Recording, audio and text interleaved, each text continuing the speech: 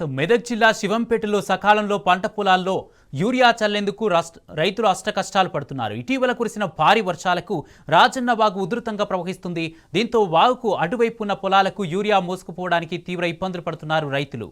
భుజాల వరకు లోతున్న వాగులోనే యూరియా బస్తాలను ఎత్తుకుని వరదను దాటుతున్నారు.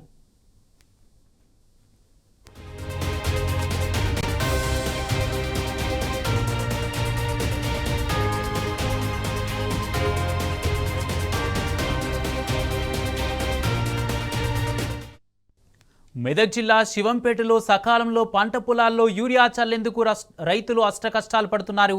ఇటీవల కురిసిన భారీ వర్షాలకు రాజన్న వాగు ఉధృతంగా ప్రవహిస్తుంది.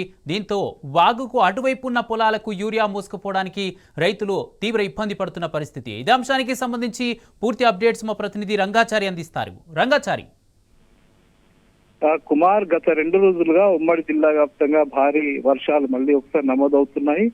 ముఖ్యంగా అటు సంగారెడ్డి జిల్లాలోని నర్సాపూర్ ప్రాంతము, మెదక్ జిల్లాలోని నర్సాపూర్ ప్రాంతము, అట్లాగే తూప్రాను, చేగుంట ఆ ప్రాంతాల్లో వర్షాలు పడుతూ ఉన్నాయి. ఇక సంగారెడ్డి ప్రాంతంలో కూడా భారీ వర్షాలే నమోదవుతున్నాయి. అటు పటంచెరు, జహీరాబాదు, నారాయణఖేడు, సంగారెడ్డి నియోజకవర్గాల్లో కూడా గత 2 రోజులుగా భారీ వర్షాలు కురుస్తున్నాయి. మరోవైపు ఇటు సిద్దిపేట నియోజకవర్గంలో, సిద్దిపేట జిల్లాలో కూడా ఇటు గజ్వేలు, దుబ్బాక, సిద్దిపేట నియోజకవర్గాల్లో కూడా భారీ వర్షాలు నమోదవుతున్నటువంటి పరిస్థితి నెలకొని ఉన్నది. ముఖ్యంగా ఇటు సిద్దిపేట జిల్లాలో కొన్ని చోట్ల 15 నుంచి 20 సెంటీమీటర్ల వర్షపాతాలు కూడా నమోదైనటువంటి పరిస్థితి ఉంది. ఇక అటు రామాయంపేట ప్రాంతంలోని చేగుంట, నార్సింగి ఈ ప్రాంతాల్లో కూడా భారీ వర్షాలు నమోదయ్యాయి.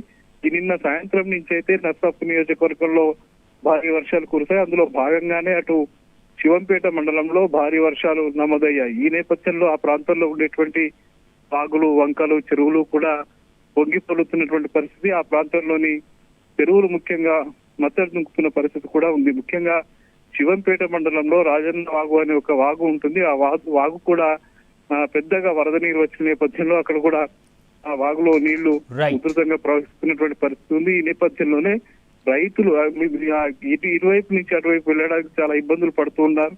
ముఖ్యంగా ఇటీవల కాలంలో యూరియా తీసుకోవడానికి వెళ్తున్నటువంటి రైతులంతా కూడా ఆ వాగు దాటి వెళ్లాల్సిన నేపథ్యంలో అవి పీకల్లోతూ ఉన్న నేపథ్యంలో నెత్తి మీద పెట్టుకుని వాళ్ళు కష్టపడుతూ ఆ యూరియా బ్యాగుల్ని కూడా మోసుకుని వెళ్తున్నటువంటి పరిస్థితి ఉంది. ఇట్లా వర్షాలకు ఒకవైపు రైతులు ఇబ్బంది